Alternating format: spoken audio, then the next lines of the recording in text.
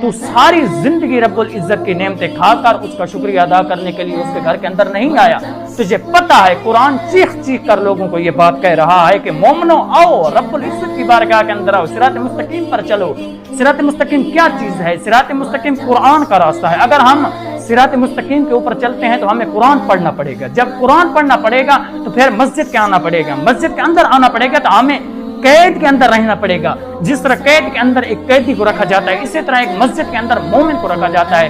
میں ایک عام سی مثال دیتا چلوں. ایک مچھلی ہے, وہ میدان کے اندر, ایک دریا کے اندر, ایک سمندر کے اندر رہتی ہے تو وہ خوشحال رہتی ہے, اور جب جس وقت اس کو باہر نکالا جائے وہ تڑپ کر مر جاتی ہے. حضور نے فرمایا مومن کی مثال اسی طرح ہے. جس طرح مچھلی پانی کے اندر رہتی ہے تو زندہ حیات رہتی ہے, جب اس کو نکالا جائے تو وہ مر جاتی ہے. مومن اسی طرح ہے. اگر مسجد کے اندر رہے گا یہ خوشحال اور لمبی زندگی, اور اس کی زندگی کے اندر خوشحالی آئے گی.